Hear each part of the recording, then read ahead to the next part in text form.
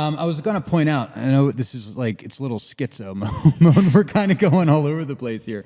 But I wanted to point out because, like, we've been talking about Vatican II, and we've been talking about this, like, modern era of subversion since the 60s, since they killed JFK.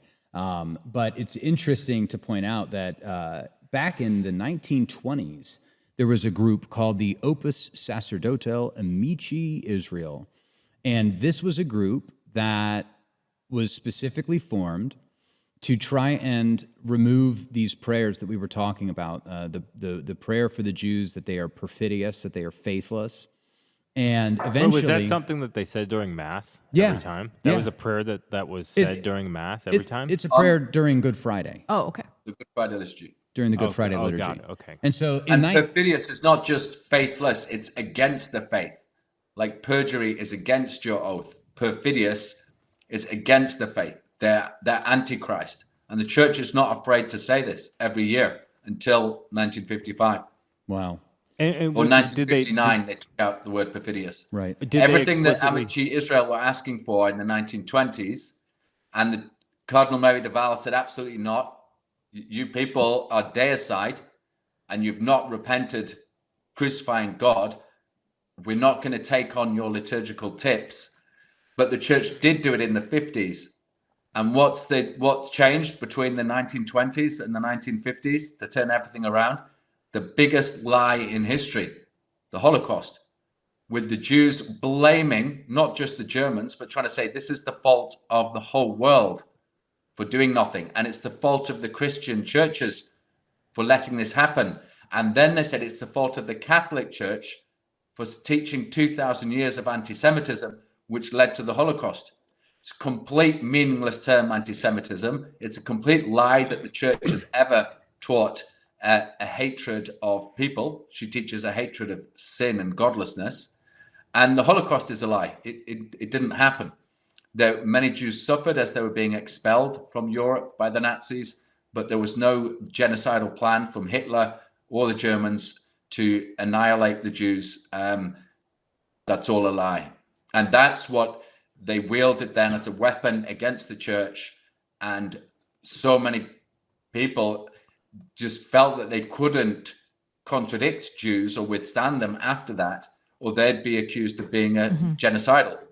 Well, regardless of what people think about the Holocaust, I think most people would agree that it is a weapon that was used back then, and it's a weapon that's used today. I mean, it's a weapon, and I say this on my show, it's a weapon that provides power to basically every single label that they throw at you when you start to talk about the things that they don't want you to talk about. Right. When you start to criticize Israel, right, it's the Holocaust. That is the thing that has been preventing a lot. That is the thing that has allowed this subversion to take place, because they have that sort of that force field, that's protecting them, that bludgeon.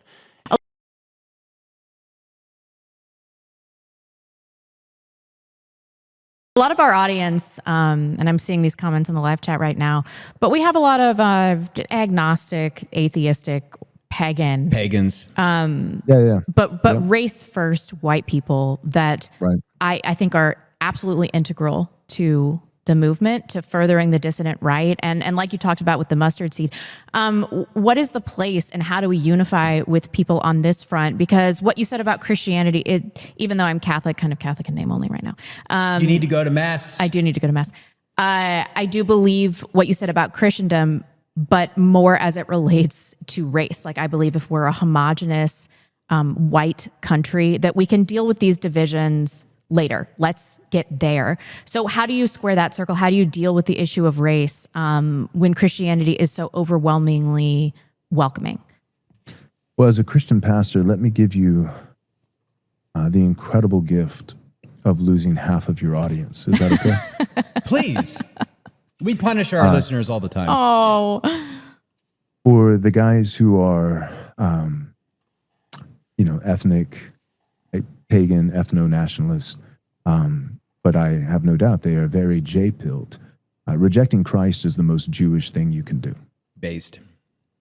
True. So,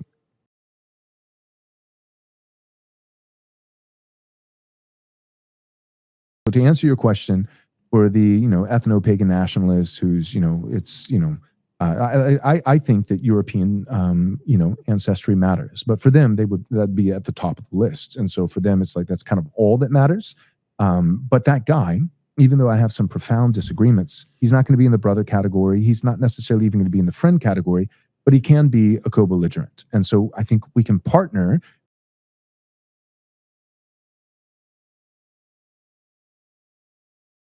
Now, speaking of pride and hubris, which we were just talking about. We haven't talked about Jews enough. Well, they have their own word for it. It's chutzpah.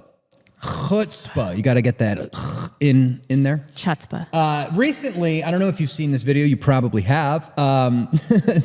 Speaking of pride, Mike Huckabee, our ambassador to Israel, was recently, I guess, meeting with some sect of Orthodox Jews talking about anti-Semitism. And we've got the clip. We're going to play the clip. We're going to talk about the clip. This is unbelievable. Let's see. The ambassador has a very interesting view of anti-Semitism. Yeah. Rosh Hashiva grew up in America. There was anti-Semitism, of course. What I've experienced, we've all experienced it. The ambassador has a very interesting view of that. He says you can't understand anti-Semitism. If the people are anti-Semitic, it's because they're against God, they're against the Rebbeinu Shalom. And we are represented as his people, and that's why they're anti-Semitic. Otherwise, it doesn't make any sense. Interesting view. It's an interesting view. There's another view that since we consider the chosen people, so people are very. Who are you? What are you? Where are you taking big shots? Chosen people. And that's part of it. Is that because you are the chosen people, given a chosen place, for a chosen purpose. And if someone is angry at God, he'll be angry at the people who represent him. That's right. So I tell people anti-Semitism is irrational. There's no reason for it unless you understand the spiritual reason, which is what I believe is at the heart of it. It is not the left versus the right. It is good versus evil. It is the creator versus those who rebel against the creators.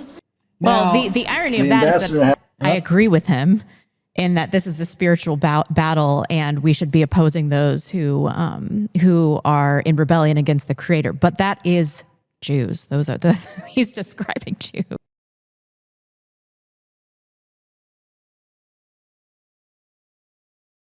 But at the same time, you've got a supposed Christian, Mike Huckabee, who's talking about how the Jews are God's chosen people, God's representatives.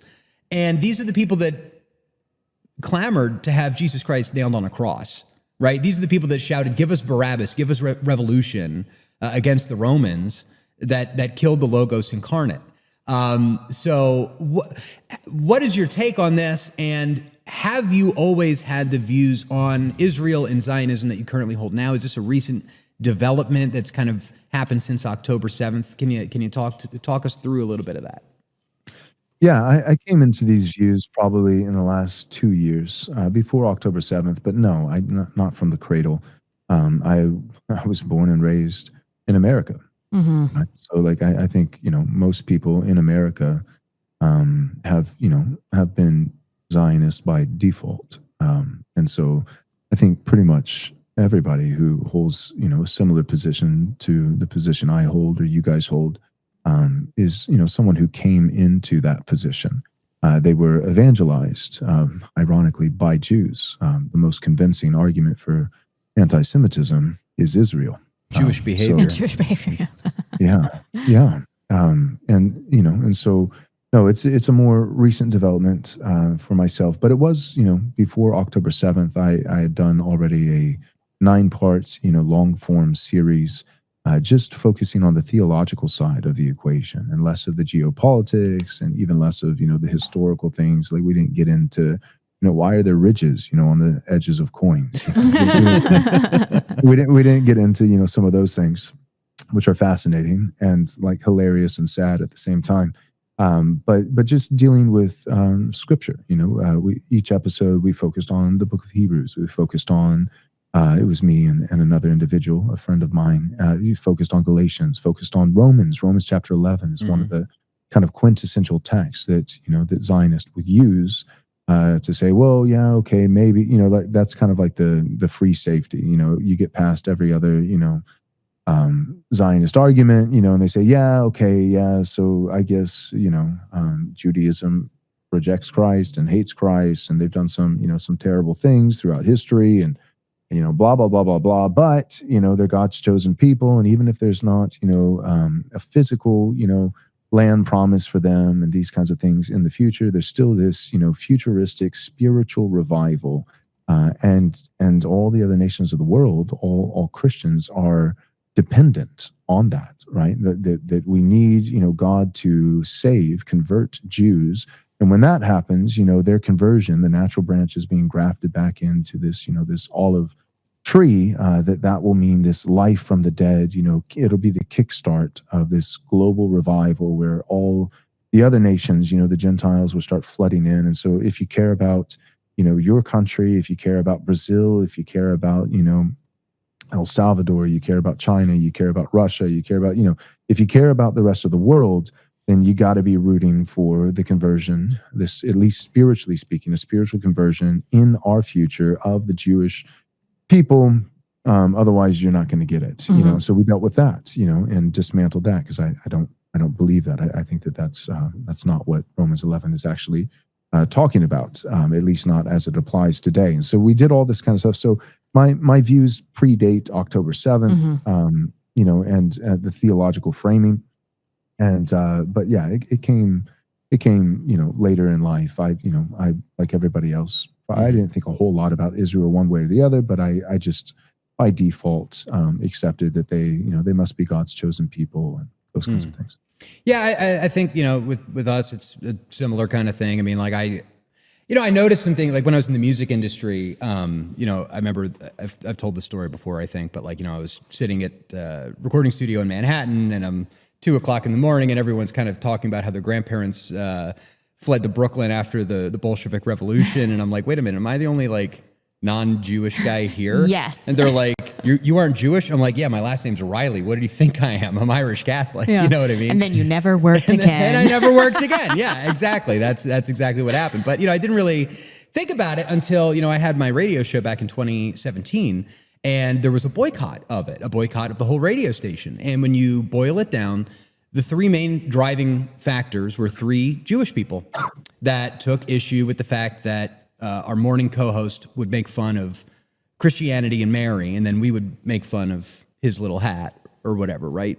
And so he was allowed to make fun of Christianity, but then we weren't allowed to make fun of Jews. Yeah. That's how it goes. And so when there was an opening, these three key players in town used their power to pour gas on the fire, and then all of a sudden it's like, okay, we got a problem over here, And then of course, over the past 8 years, seeing the Hebrew Immigrant Aid Society, putting all the pieces together, and even more recently, actually, the reason why we even have this show is because a local Protestant Zionist minister started calling around to some of my friends, asking questions about my relationship with Rebecca, with Vincent James, R.I.P. He used to be on the podcast. He's retired now. But basically trying to make lists of people who were not unconditionally supportive of Israel. And, I had tried to work with these people. I've had several phone calls. We're going to play a clip, actually, of one of these phone calls. But it has become increasingly clear that those of us who are aware of the evil of Zionism, the modern state of Israel, the funding, the focus, it's like idol worship. So I want to play a clip of a supposed Christian pastor. And the question is, I guess, what would you say to someone like this who claims to be pro-life, who claims to be Christian, and then will go on to say something like this? And I saw with my eyes what is actually going on over there, not what we're reading about or hearing about in the media. Right. And I think, and this for the record, I know that we may disagree here. And David, please, you and I can disagree about a lot of things agreeably, I think. when I see what Israel is doing, I think they have every reason to do it. And I would do more. If it were me, I would do more. Because I would be telling them, give us back our hostages or you're dead. And they keep saying, you're attacking our babies. Then give us back our hostages and we'll stop. I know that's rough language, but they have Americans. Give us back our hostages, and we'll stop bombing you. Otherwise, I think Israel is absolutely holding themselves back, because I'd probably blow the whole damn thing off the map and say, well, there's not going to be such a thing as the West Bank if you don't give us back our hostages. But I know that's crazy talk. So, I mean, I was shocked when he said that to me. Were you? I mean, I didn't say anything because I didn't know what to say, frankly. It's quite the admission. Yeah, quite the, and again, this is, look at what, I can't play the clip, but I mean, here they are. They're like bombing a place, injuring people, and then bombing all of the aid workers. They're,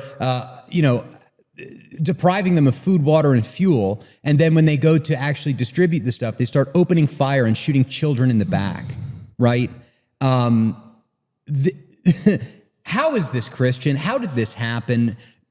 Do you do battle against a person like this, or do you ignore them? Like, what would your response be? Yeah. Well, I mean, the tide is turning significantly. I mean, positive view towards Israel is probably at an all-time low. The lowest it's been in my lifetime.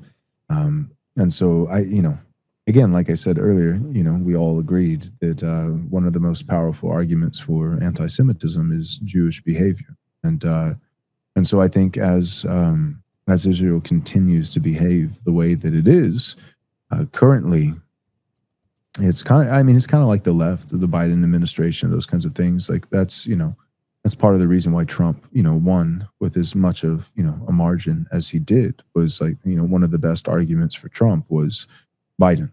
Like let the left, have a little bit of a leash, and then this sentiment from many people is never again. It's funny, like all the James Lindsay's of the world and stuff, like never again is now, and I would agree, but just with the Anakin meme face, like never again is now. You're right, but not the way you think. I really do think that people are changing their minds, and it's picking up more and more momentum by the day. It's inhumane. It's cruel. You're talking about genocide. You're talking about war crimes. You're talking about things that are universally despised by most people. And I think one of the best things that you can do is you can make arguments and you can respond and all those kinds of things. But one of the best things you can do is just continue to publicize it. Like that's the difference is media, right? We didn't have the technology that we have today.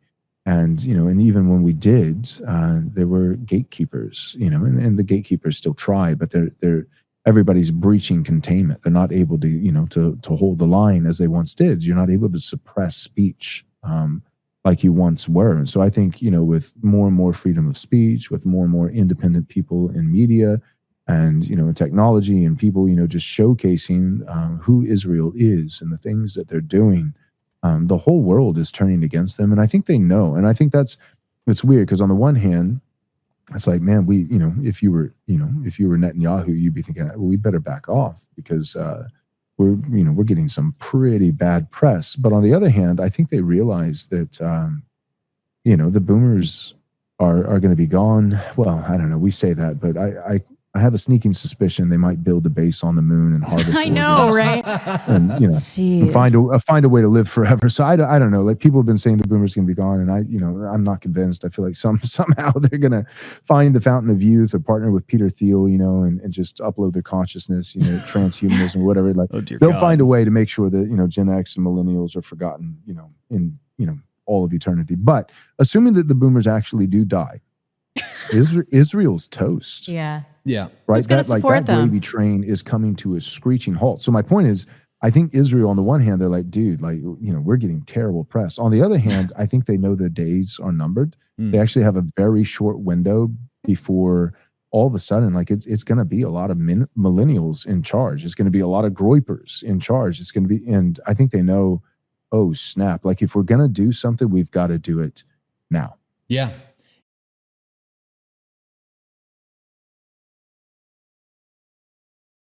Yeah, that brings us, I've got like the two last kind of follow-up questions were, Nick Fuentes, you've been very outspoken in your support of him.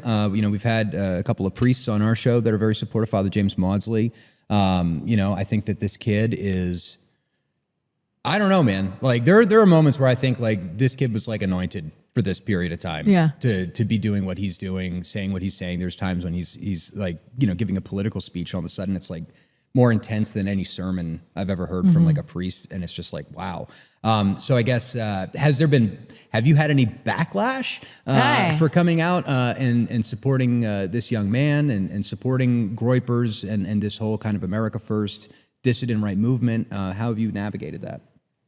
Yeah, so I'm pretty committed to a radical strategy that upsets a lot of people.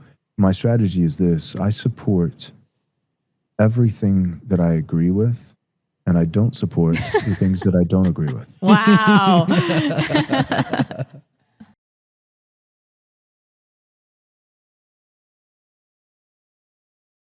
Right? Like I have that position, I hold that position, not just with Nick, but I know this is, again, radical, but actually hold that position as a universal one size fits all for everyone in all the world and in all time periods. So I agree, and I'll publicly say it, I agree with everything the Nazis did that I believe, according to the word of God, was moral and good. And I disagree with everything that the Nazis did or did not do that does not agree with the word of God. I actually hold that view towards, Stalin. I hold it towards Mussolini. It's a radical position. I know.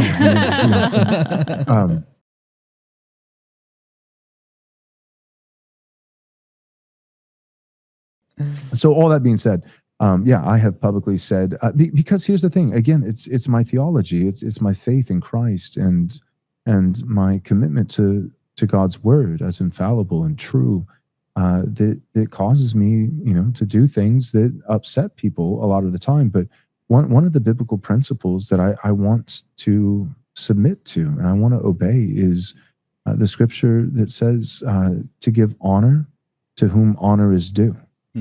And the easy thing to do, because I see guys doing it with me, so I think I'm maybe just more sympathetic towards a guy like Nick than a lot of other people are. I think a lot of people don't have sympathy because they can't relate. And they can't relate because they've never been right.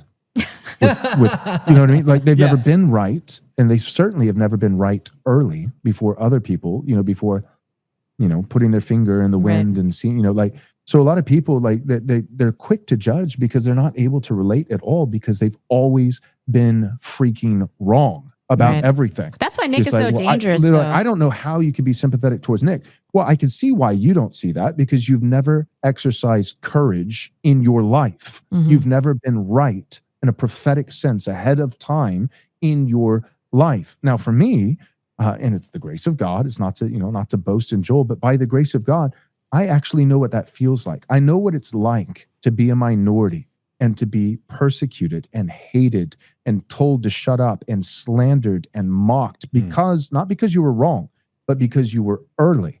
Like I told Nick this, talked to him on the phone and I told him, just trying to as a pastor, right? I'm a pastor.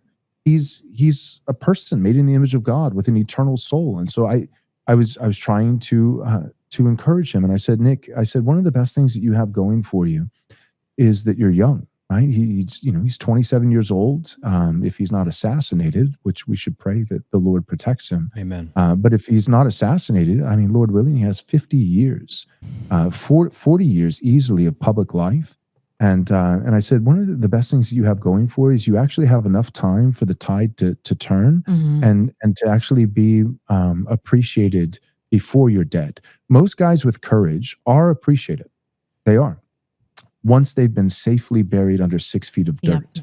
See the way that cowards work, and that is the vast majority of humanity. Let's just be honest. 95% of people are cowards, right? Like this idea, like, well, everybody's a leader. No, they're not. Of course they're not. Most people are NPCs. Most people are followers. Most people are cowards. They don't have the grit. They don't have the spine. They don't have the virtue to actually lead. They don't have courage. And so most people, therefore, are actually afraid of courage. Courage is repulsive to them. They're disgusted by courage. They have a natural instinctive aversion towards courage, and they only appreciate courage once it's dead. They only appreciate courage once it's safe to appreciate. And okay, well, you're a pastor. Give me a Bible example of this. Okay, well, what did Jesus say to the Pharisees and the Sadducees and all these religious, Jewish leaders? He said, "You're just like your fathers. Your fathers, they're the ones who killed Jeremiah and Isaiah." Like, has a prophet ever been put to death outside of Jerusalem? Jerusalem is the city that kills the prophets. It's not unique to me. You guys have a rich, long-standing, centuries-long tradition of hating anyone and everyone who speaks for God. But here's the thing. He said, your fathers killed the prophets, and then you build tombs and memorials to honor them. So yeah, you appreciate Jeremiah after he's dead, but your fathers killed Jeremiah, and you've never had a living prophet that you've ever received. And so too, here I am, Christ speaking, as the capital P prophet, and the proof that you're just like your fathers. You think, oh, well, we wouldn't have killed Jeremiah if he came in our day. Well, one who is greater now than Jeremiah is standing in your midst, and you are seeking to kill me. You're not just a chip off the old block in terms of your ancestral human fathers, but you really resemble your true father, John chapter 8, the devil. He was a liar and a murderer from the very beginning, and so are you. You're bearing false witness against me, lying, and you're seeking to kill me. You're trying to murder me. So all that being said, what's my position on Nick Fuentes? The same position I have on every human being in the world. My position is the things that I disagree with, but the things that I do agree with, if he's someone who has been right, someone who's been courageous, someone who has been early, my Bible says to give honor where honor is due. So I'm not just going to quietly agree with him, hijack and copy all of his positions and take the credit for myself like a sleazeball. Instead, I'm going to start saying some of these things, and anything that Nick was one of the first guys to say the thing, I actually want to tip the hat. I want to publicly, despite how it might muddy my own reputation, despite what it costs, I just think it's the right thing to do. So I want to be able to say publicly, you know what? This guy had his life blown to pieces by Ben Shapiro, by all the neocons, by PragerU, by Charlie Kirk, by this guy, that guy. He was a 17-year-old kid, and he started off wanting to be the good guy. And when everybody hates you, when everybody lies about you, when everybody says that you're a bad guy, you know what happens? Unless you are seasoned and sanctified and older and mature, the vast majority of people, when everyone says you're the bad guy, you usually lean in. You're like, well, screw it, and you play the heel. And so I think that there are like people like, so you agree with this clip, and they'll go and find the worst clip from Nick, from 3 years ago or 2 years ago, or in some cases 2 weeks ago, where usually at the end of the show when he's, going off on the super chats, and all that kind of stuff, they'll be like, you agree with this? And my position would be, no, I would not say that. If I would say that, you'd hear me say, I don't say those things. I don't speak that way. I don't hold that position. But here's the bottom line. He was right. And he deserves credit. And here's the thing. I actually believe that Nick, I don't think he's a monster. I don't. I think he's a human being. And I actually believe not just that he was right and that we should give him credit. I'm more interested than just giving him credit. I'm actually interested. I want to see Nick, by God's grace, I want to see him reformed. I want to see him mature. I want to see him grow. And I'm not saying that in a patronizing way. Nick is my superior in geopolitics. He's my superior in so many ways. So I don't want to like, oh, hey kid, like, no, like that's arrogant. That's patronizing. I have learned by listening to him, I have learned multiple things from Nick. He is beyond me. He is my superior in this realm, But as a pastor in some other arenas, like character, I don't want to just give him credit, but I actually want to see him grow. And I think that one of the ways to do it ultimately is the Holy Spirit and his work. But one of the ways to do it is to come alongside a young man like that that's just been slandered left and right for years and years and say, hey, you know what? You're angry because people were cruel to you. They lied about you. They slandered you. And still to this day, all the sentiment has turned all of a sudden. And so Matt Walsh, as he's, repeating your talking points, 4 years later, 5 years later, he's going back and tipping the hat and acknowledging, you know what, Nick Fuentes, he was right about a thing or two, right? Wrong. Like, no. So everybody's echoing you in this area, this area, this area. No one's acknowledging you. And in fact, they're still slandering you. Oh, well, he's a pedophile. Oh, well, he's a fed, or oh, he's gay, or.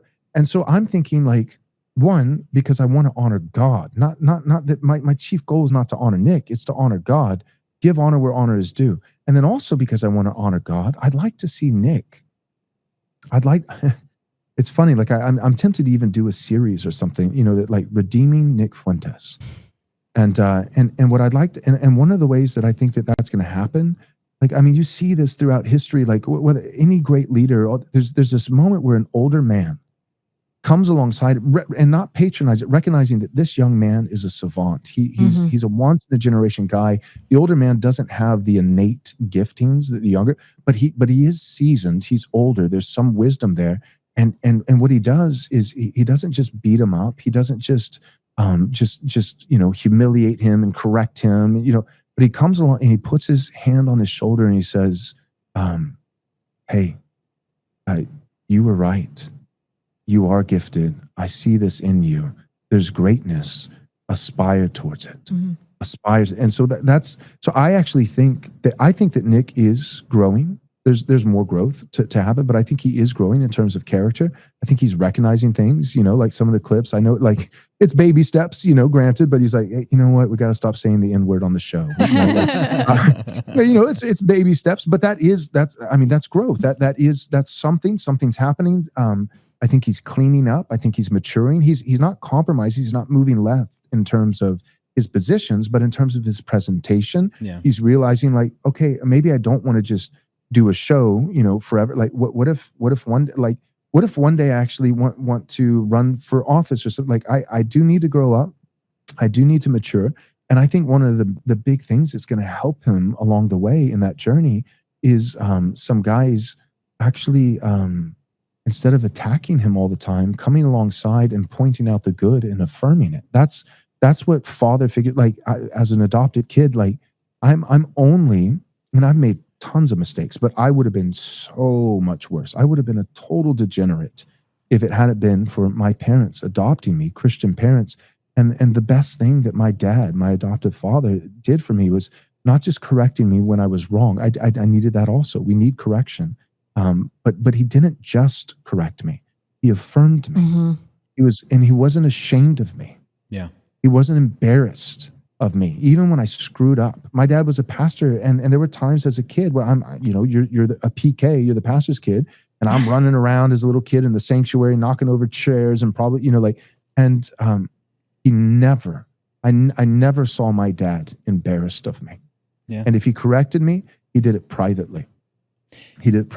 And he stood up for me. And he affirmed the good in me. And if you've been in media for 10 years and no one's ever given you credit, no one's ever affirmed you, and everyone's called you a monster, then it's a self-fulfilling prophecy. You become that. And it has been wonderful to watch Nick's evolution, especially the last few months, because I think he is getting that affirmation. Yeah. And it's helping him grow. So I'm happy to see it. I was also going to say, it's kind of a new phenomenon for a young kid like 17. I mean, he's been in 10 years now, 27. He's grown up on stream. Yeah. How many people have had the pressure of having to, like, grow up anyway, right? That's hard enough as it is, let alone to be doing it live on air, basically. Right. It's like being a Disney kid or something. Yeah. That's, on another, and to your point, it's not just Nick, it's also his followers. We've seen this up here. There have been a lot of young kids that have wanted to get involved in politics because of Nick, because he's inspired them. I've seen hundreds of people convert to Christianity, to Catholicism, because of Nick. Right. And then to see people like that pastor we played, or Jewish operatives up here that run around, and they'll find these 18-year-old kids, 19-year-old kids, and then immediately start character assassinating them, shitting on their character, ostracizing them from groups. And it's like, what do you think you're doing? Yeah. You're going, like, whatever radical you think they are, when you get done with them, they are going to be unstoppable. Way more radical than they ever were before.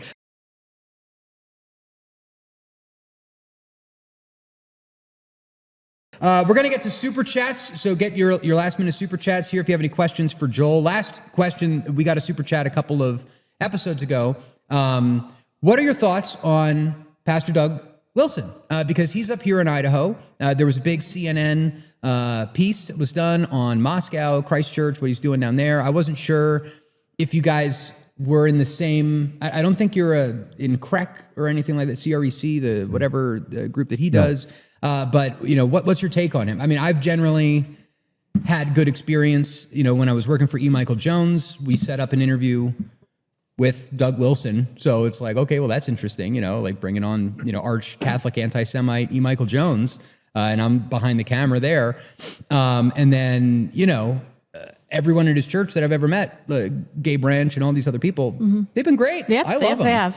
But we've had super chatters that say that he's, excommunicating and doxing members of his church for supposedly being anti-Semites. So I didn't know if you had a relationship with Doug, or if you knew anything more on the subject. Our audience was kind of curious your thoughts. And of course, if Doug is out there, we'd love to have him on the show.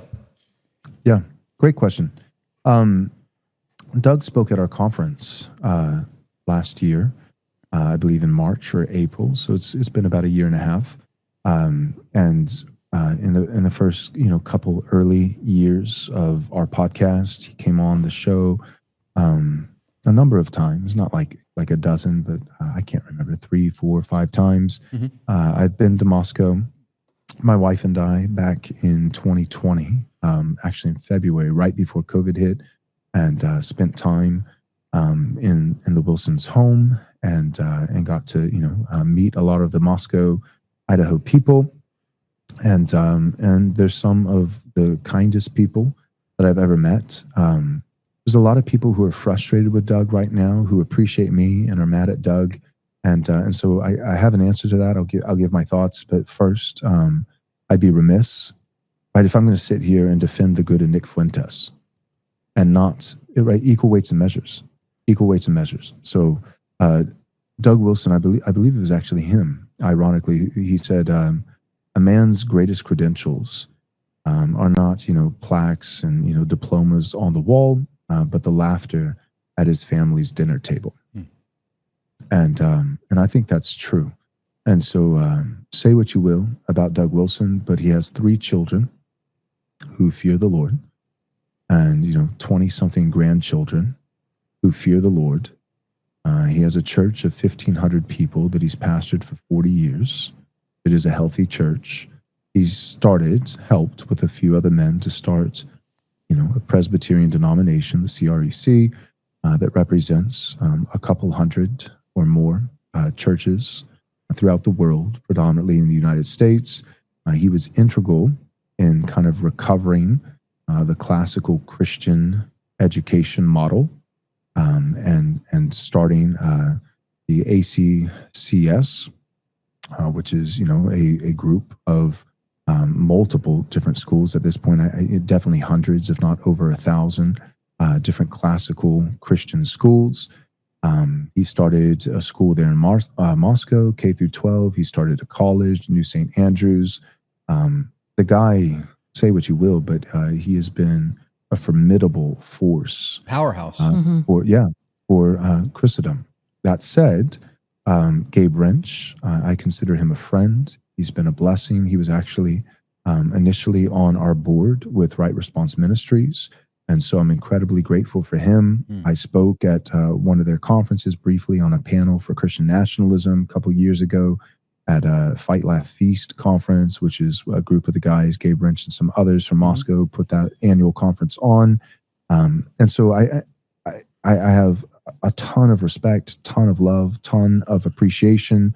But unfortunately, the whole thing blew up, and I really think it's tragic, because it's kind of one of those situations where it's like, it doesn't have to be this way, but it is. And so what happened, behind the scenes, a little inside baseball, is we had a member in our church who's still a member in our church, a member in good standing, loves the Lord, great guy, personal friend. And he's German. And so he grew up, born and raised in Germany, and moved over to the States a few years ago. And he and his wife and children joined our church. And his German pastor, still in Germany, pastoring a church there, was a friend of his. He was in that church for 6, 7, 8 years, something like that. So felt like, I've got a good relationship with my former pastor. We're friends. And he's kind of going down the rabbit hole. And of course, the T is silent, and kind of, because he's trying, it's natural affections. He's trying to let God be true and every man a liar. So whatever's true is true, even if it's not flattering to my ancestors. But at the same time, if there's propaganda and mainline consensus with history that's false, then by golly, I want to know. And so he's a German man. So his great grandfather was a Nazi.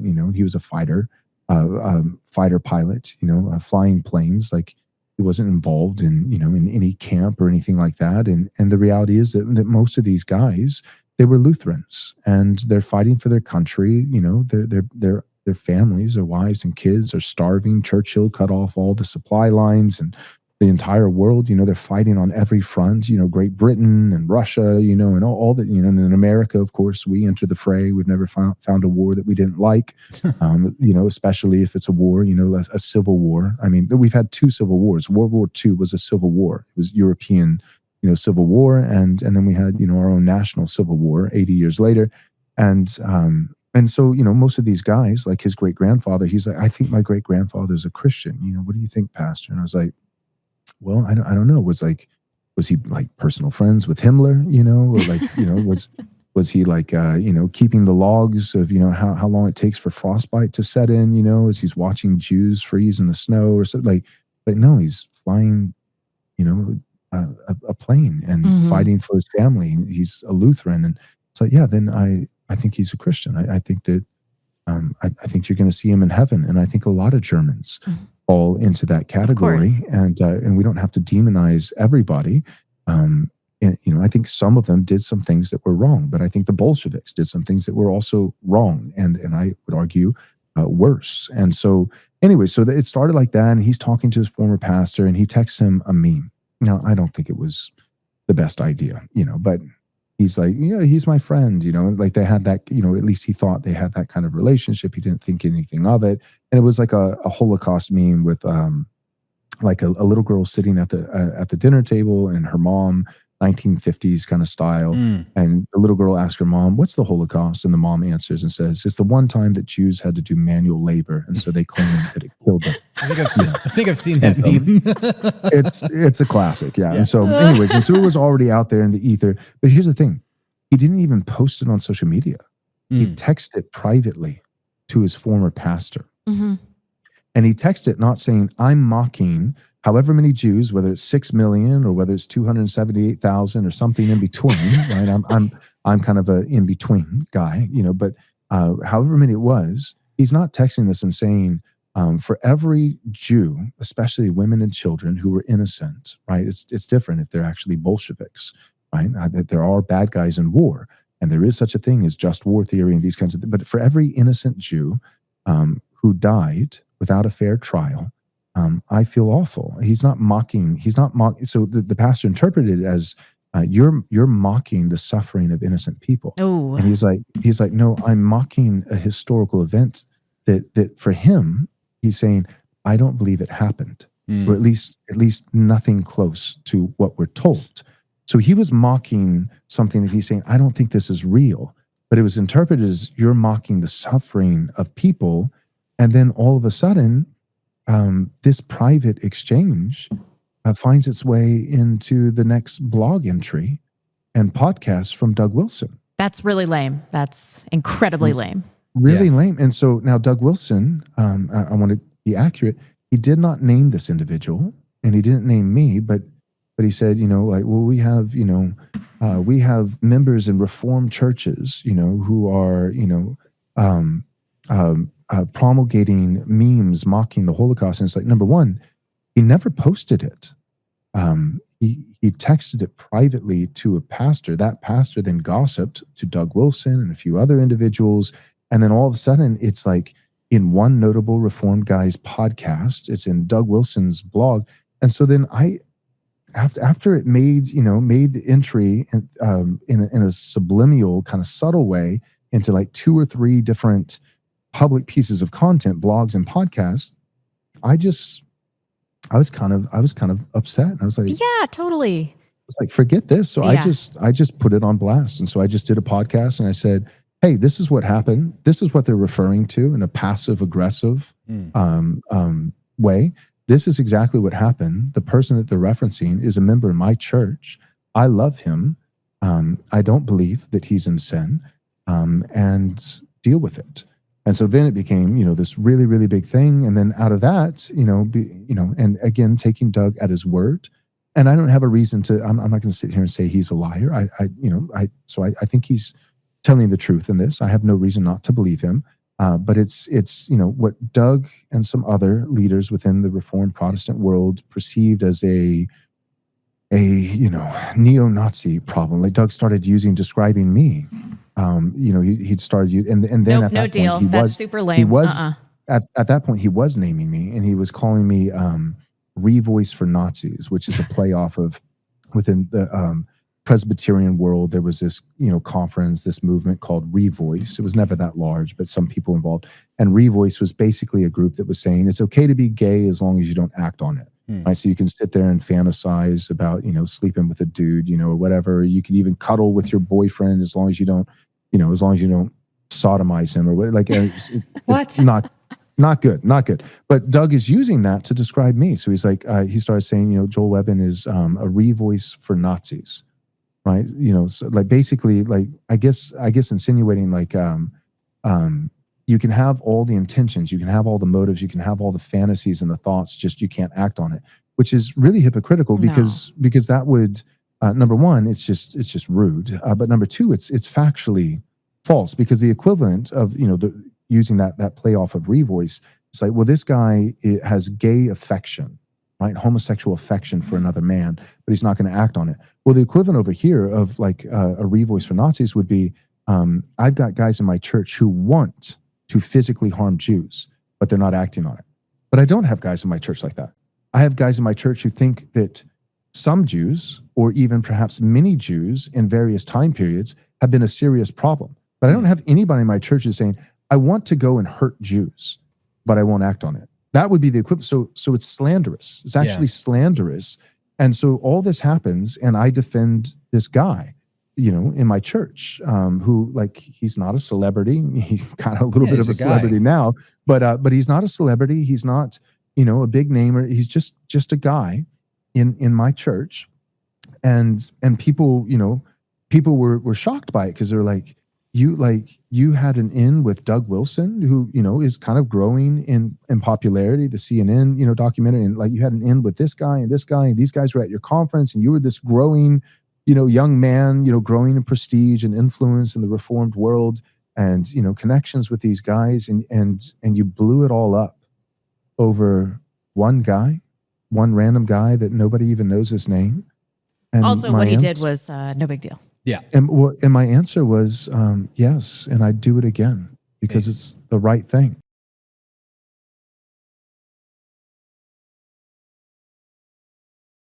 And that's the thing that people, I don't think, realize. They're like, well, Joel's publicly, saying, positive things about Nick because he just wants a claim. Well, no, I also stood up and defended the no-name German in my church that only cost me, at least at the time, because it's just the right thing to do. So whether it's a member of my church that nobody knows who he is, or whether it's Nick Fuentes on a generational run, you do the right thing.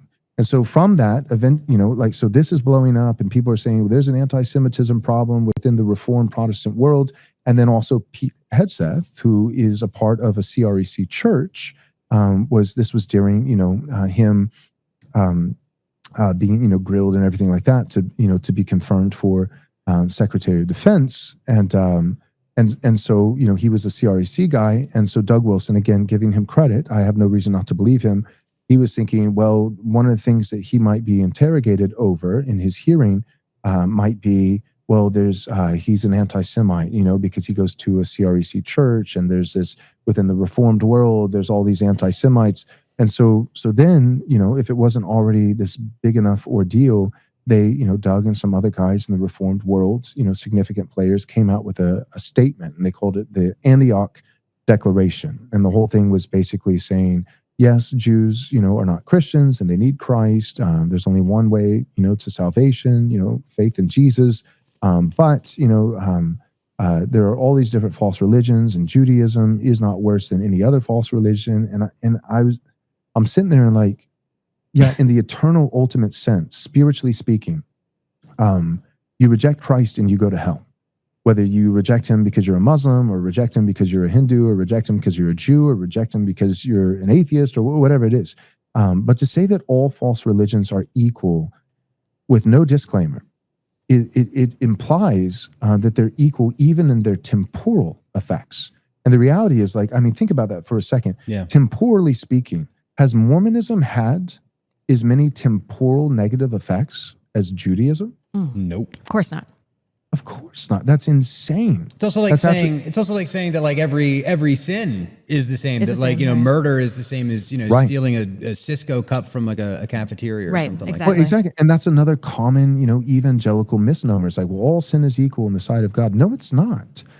All sin, if not repented of and covered by the blood of Jesus, by grace through faith in him, all sin is equal in its eternal spiritual consequences, that it will separate you from God in eternity in the conscious torments of hell. Yes, not all sin is equal, however, in its temporal earthly effects. A white lie does not affect people here and now in the way that a serial killer does. And number two, even eternally, although all unrepentant sin will send you to hell, there is a hierarchy on earth, right? Egalitarians, hardest hit, hierarchy on earth, hierarchy in heaven, and there is a hierarchy in hell. Jesus says to one will be given a light beating, but to another will be given a more severe beating. He's talking about people who perish in their sin and go to hell. So even in hell, everyone will be eternally separated from God in hell, but not everyone's torment. It'll be bad for everyone, but it will not be equally bad for everyone. God is just, and because he's just, God punishes justly. And because not all sin is equal, the punishment is not equal. And so you can apply that to sin, you can apply it to false religions, as I did. So I went on the record and I said, I believe that Talmudic Judaism is uniquely pernicious. All false religions are bad, but I believe that this one is uniquely pernicious. And so they used exact language. It was very clear. They were talking about me and others, a few others that held that similar position, and saying, Judaism is not uniquely pernicious. All, false religions are bad, but to say Judaism is uniquely pernicious is anti-Semitic, And so anyway, so it became this whole ordeal. So all that, back to your question, what do I think about Doug Wilson? I think he's a Christian. I think he's been faithful. I think he's done a lot of good. And here's the thing, I'm trying, again, equal weights and equal measures. I try to be consistent. So all the way back in the beginning, I said, we can't be idealist, right? Where it's just, all or nothing. And I sometimes think that some of the guys who are, in the noticing crowd, that you and I are a part of, they notice one thing, like what happened between me and Doug, and they would say, Jew, yeah, subversive, op, and so I see guys like, Rabbi Doug, or whatever, and it's like, look, I think he's wrong on this issue, and I think it matters. And yes, I do think there are reasons. I don't think it's random. Right, Doug has Jewish family members. He's 2% Ashkenazi. His wife is 13%. Her dad, I think it was her dad was 25. Her grandfather was 50 and was a Jewish rabbi, actually. So Doug's wife's grandfather. Yeah, so there's a little bit of an every single time situation going on, but Oh no! but you know, and he has partly Jewish grandkids and things like that. So there is some familial, natural affections, which just for the record, because again, equal weights and measures, I'm not going to demonize that. He is also in that. I care about my kids. He cares about his. So there is that. And then also I do think that there's a play right now. I think there's I'm just going to say it. There's a NatCon play. I was going to say the NatCon connection with Yoram Hazony and right. the Peter There's Thiel a Yoram people. Hazony play. There's there's a Daily Wire. Andrew Klavan, he's done some stuff with it. So I think there's a strategic calculus. I think in Doug's mind, he's like, Jews are not Christians. They need Christ, but we don't win without at least some kind of partnership with them because they're so influential, especially here in America. I think that's part of it.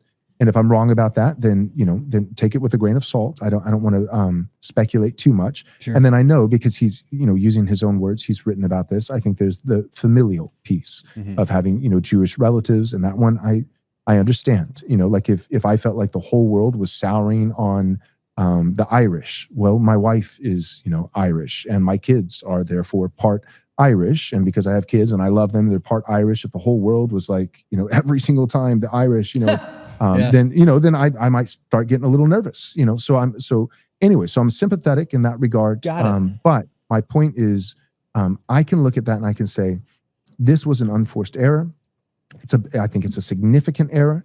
I think it unnecessarily divided the body of Christ, and I think you're wrong on the issue, and it's carving out cover fire for certain individuals who are doing untold damage to our country, to our civilization, and to the church. And yet, I can say that, and I don't have to be an ideologue. I can say that and also say, and you recovered classical education, and you've built, hundreds of churches, and you've done this and you've done that, and I've learned certain things from you, and I'm grateful. Yeah. So that would be my position on Got Douglas.